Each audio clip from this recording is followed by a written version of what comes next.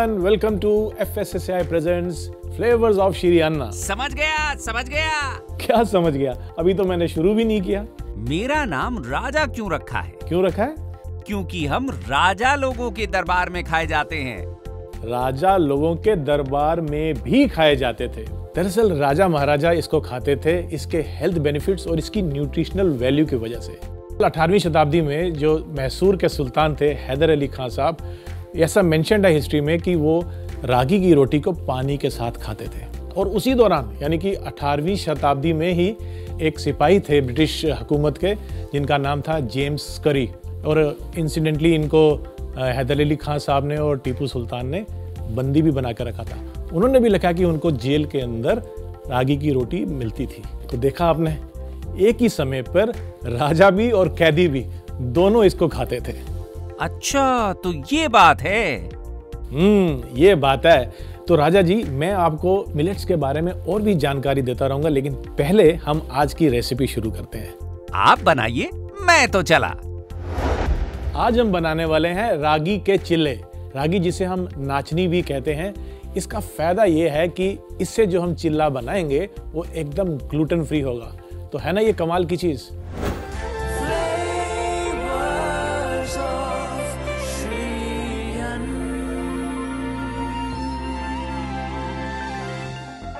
इसके लिए सबसे पहले हम बैटर तैयार करते हैं, और बैटर बनाने के लिए मैं लूंगा रागी का फ्लावर। एक बड़े से बोल में इसको डाल लेते हैं। तो यहाँ पर हमने लिया रागी का फ्लावर। अब इसमें हमने ये करना है कि जितना हमने रागी का फ्लावर लिया है यानी कि नाचनी का आटा लिया है, उसी मात्रा में हम लेंगे बेसन भी। तो ये हम इसमें बेसन भी मिला लेते हैं।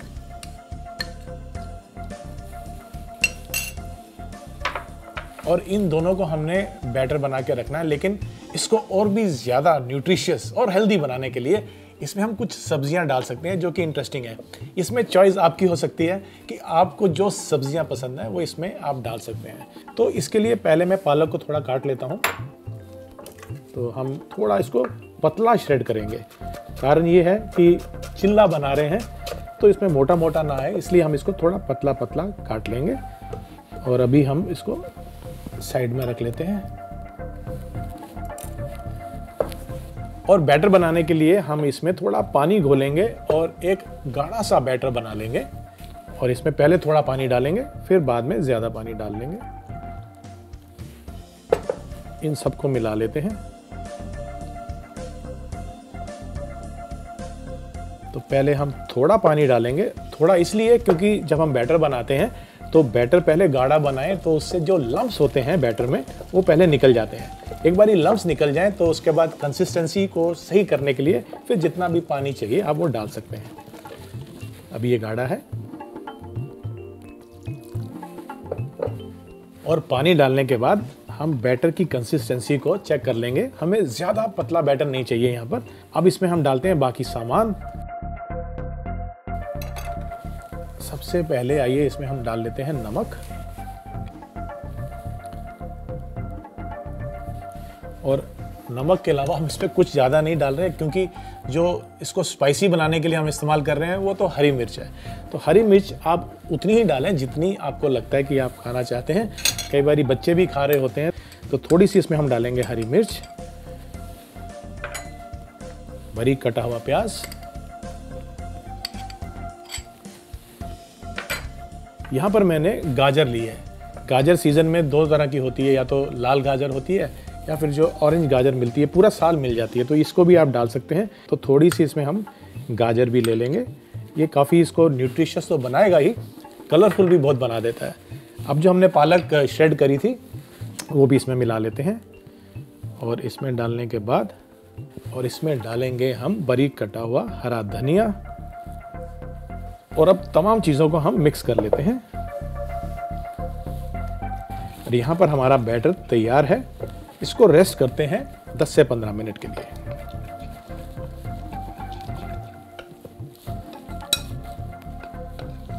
तो सबसे पहले हम पैन गरम कर लेते हैं। तो मैं लेता हूं एक फ्राई पैन और इसको गरम कर लेते हैं।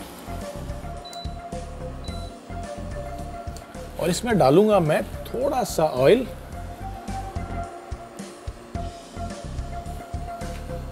और फ्राई पैन को गर्म होने देते हैं और जो हमारा बैटर है उसको हम इस बड़े चम्मच की मदद से इसमें डालेंगे।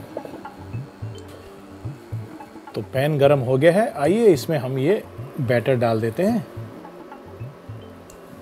और बना लेते हैं एक चीला।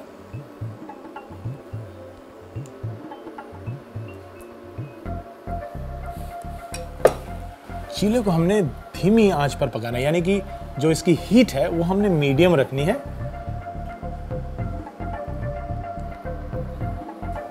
और जब ये एक तरफ से पक जाए तो हम इसको पलट लेंगे और दूसरी तरफ से भी सेक लेंगे।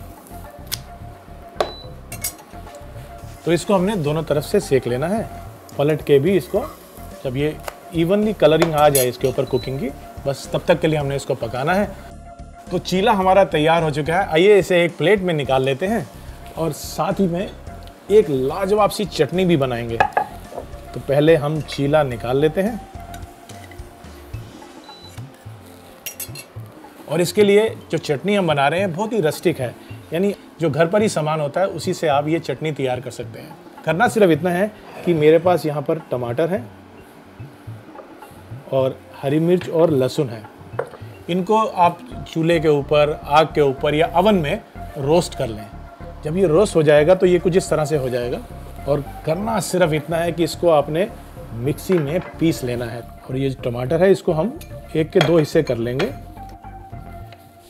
ये भी इसमें डाल लेते हैं और साथ ही में ये लहसुन भी इसमें डाल लेते हैं। इसमें आपने कोई पानी ऐड नहीं करना है।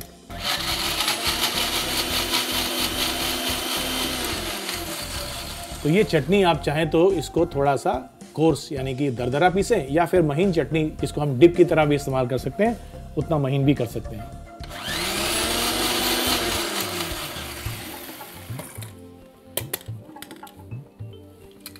तो चटनी में हम डालेंगे थोड़ा सा नमक और आप चाहें तो इसमें थोड़ी सी लाल मिर्च भी डाल सकते हैं यदि आपको ये कलर इसका रेड चाहिए ज़्यादा। तो ये हमने निकाल ली चटनी और इसको ट्रांसफ़र कर लेते हैं हम एक बोल में।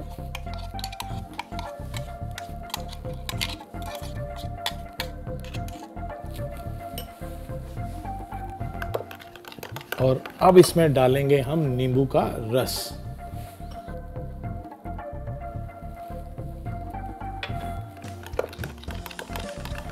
तो ये हमारी चटनी तैयार है। इसको हम यहाँ पर लगाएंगे एक बोल में।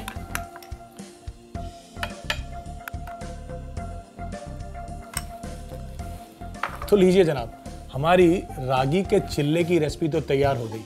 ये तो एक रेसिपी है। अब देखिए ना, मिलेट्स को तो हजारों सालों से खाया जाता है। इसको राजा महाराजा भी खाते थे, इसको आम जनता प्रजा भी खाती थी और कहा जाता है कि ये भगवान को भी अर्पित किया जाता था मंदिरों में।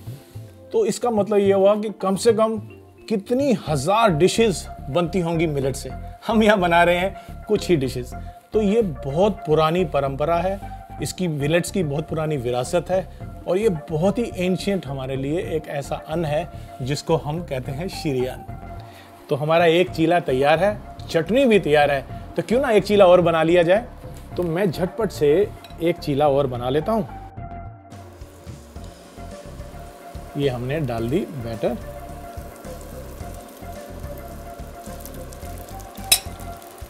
जब ये एक तरफ से पक जाएगा, वैसे ही जैसे हमने पहला चीला बनाया था, इसको भी हम दोनों तरफ से सेक लेंगे।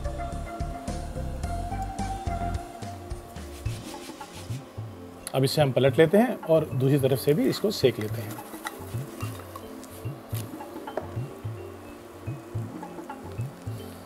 आइए अब इसको निकाल लेते हैं प्लेट में।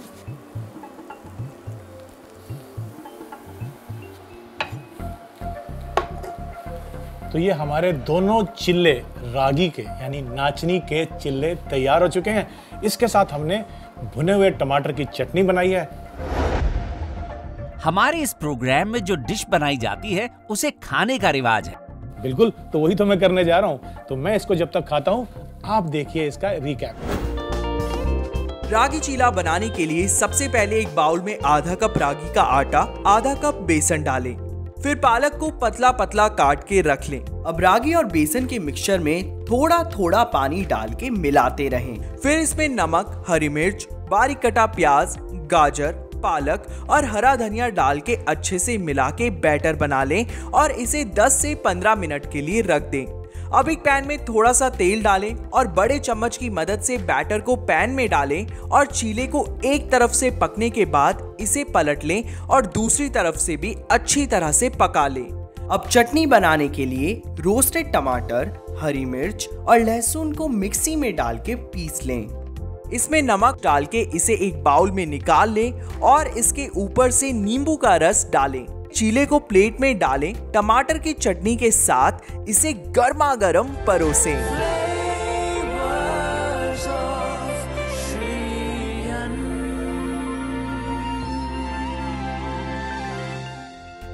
खाने की और रेसिपीज की बातें तो चलती रहेंगी, क्यों ना कुछ ज्ञान की बातें कर लें।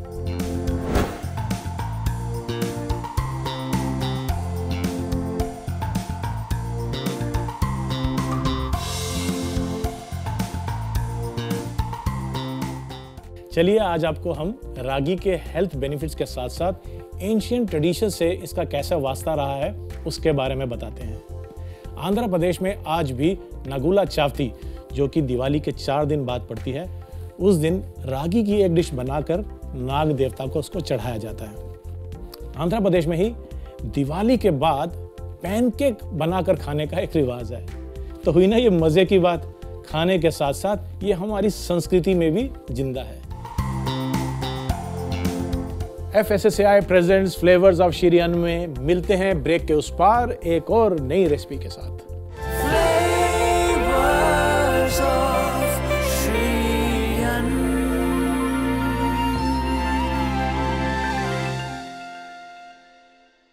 Welcome back to FSSAI presents flavours of Shri अन्न।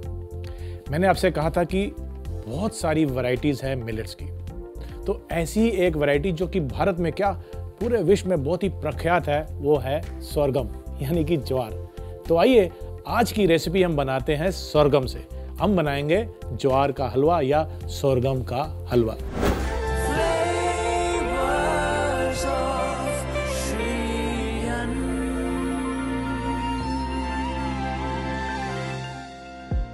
आप सोच रहे होंगे कि सोरगम क्यों? देखिए, हलवा हम बनाते हैं कई ओकेजन पे बनाते हैं, खास तौर पे धार्मिक कारणों से या घर में कुछ मीठा खाना हो तो खुशी के मौके पर ये हलवा जरूर बनता है। अब हम भी क्योंकि मिलेट्स को सेलिब्रेट कर रहे हैं, इस खुशी में बनाते हैं हम सोरगम का यानी कि ज्वार का हलवा।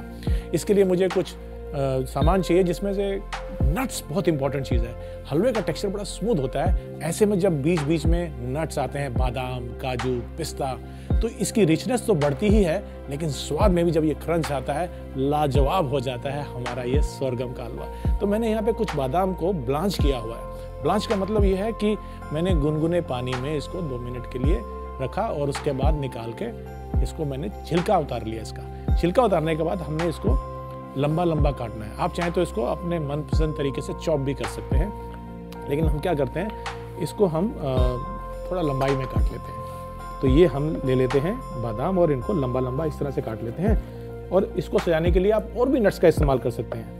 तो पिस्ता भी है हमारे पास, उसको आप ऐसे ड्राई भी डाल सकते हैं।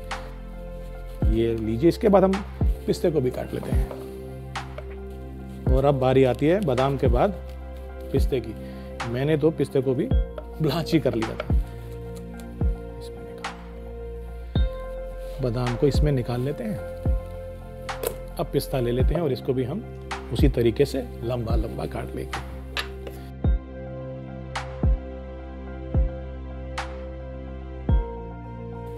ये हमने पिस्ता भी लंबा काट लिया। तो लीजिए जनाब, पिस्ता तो स्लाइस हो गया। अब इसको एक बोल में निकाल लेते हैं और साइड में रख लेते हैं।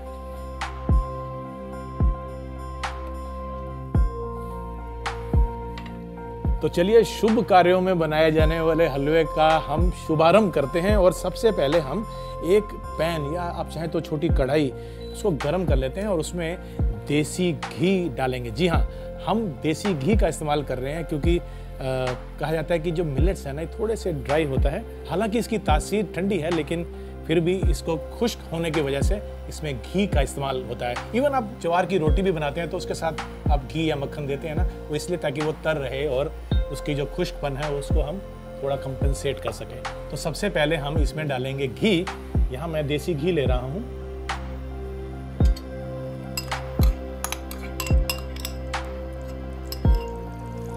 और घी के गर्म होते ही इसमें हम ये ज्वार का जो आटा है ये इसमें मिला देंगे।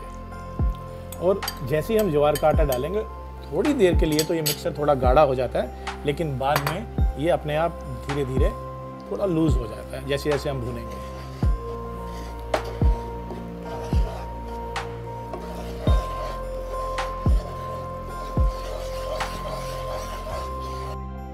और जैसे ही धीरे धीरे ये पकता जाएगा, थोड़ा थोड़ा घी जो है सतह पे आना शुरू हो जाता है। सोरगम या ज्वार का एक और फायदा ये है कि ये इजीली डाइजेस्टिबल है, ये हजम आसानी से हो जाता है।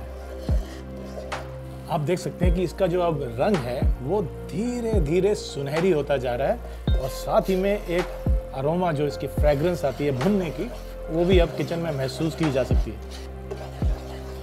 लाइट ब्राउन हो गया। इसमें हम इस स्टेज पे थोड़े से नट्स डाल सकते हैं जो साथ साथ भुनते भी रहेंगे। तो इसमें मैं लंबे कटे हुए थोड़े से बादाम डाल रहा हूँ।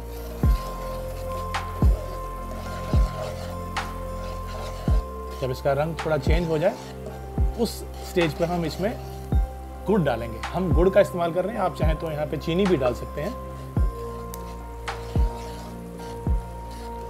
ये हम इसमें गुड़ डाल देंगे जिसको हमने ग्रेट किया हुआ है।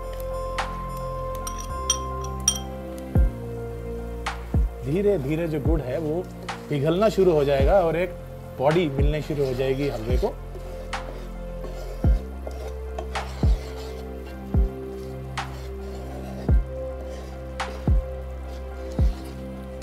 अब इस स्टेज में इसमें थोड़ी सी खुशबू देने के लिए हम इलायची का पाउडर डाल देते हैं।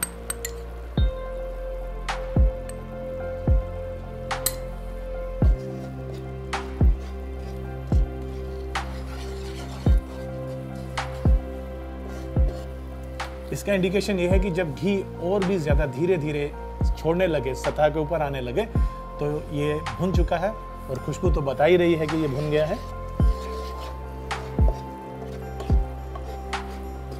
आप देख सकते हैं कि घी ऊपर आ गया है। अब इस स्टेज पे हम इसमें पानी मिला सकते हैं। तो ये पानी हम इसमें मिला लेते हैं और इसको पकाते हैं। पानी धीरे धीरे इवेपोरेट होता जाएगा जैसे जैसे हम उसको पकाते जाएंगे।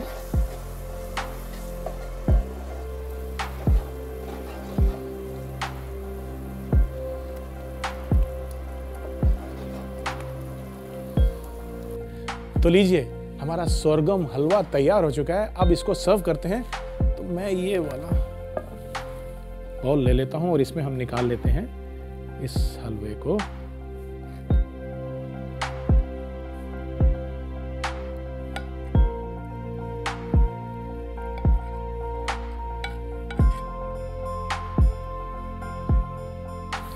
और इसमें डालने के बाद अब बारी आती है इसको और बेहतर सजाने की। तो यहाँ पर मैं ले लेता हूँ थोड़ा सा पिस्ता और इसके ऊपर डाल लेता हूँ।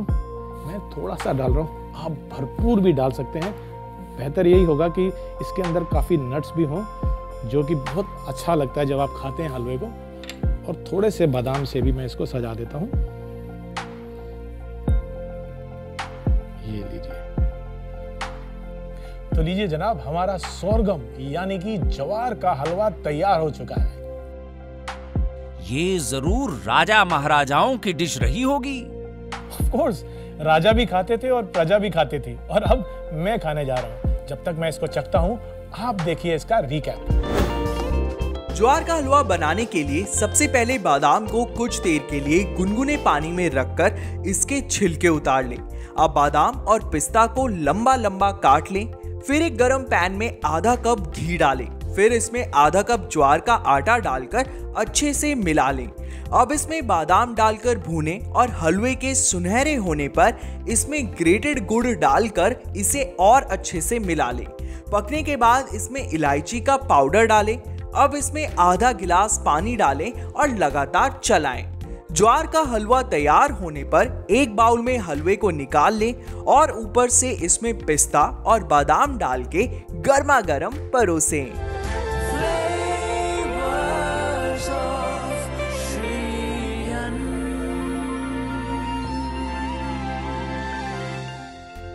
तो देखा आपने मिलेट्स की नई नई रेसिपी बनाने का कितना स्कोप है।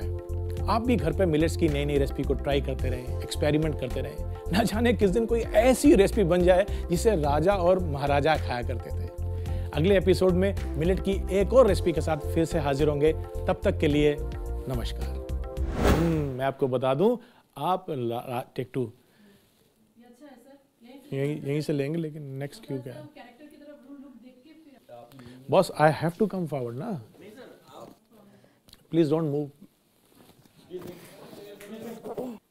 नहीं प्रॉब्लम नहीं। Do have to say that राजा और प्रजा वाला, या नहीं बोलना वो? अब यहाँ से शुरू करेंगे कुकिंग का। Okay, this camera. हमारे इस प्रोग्राम में जो डिश बनाई नहीं ये तो हो गया ना, इसके बाद तो कुछ नहीं। ये हटाना बेटे बर्तन, अगर क्लियर करना है तो कर सकते हैं।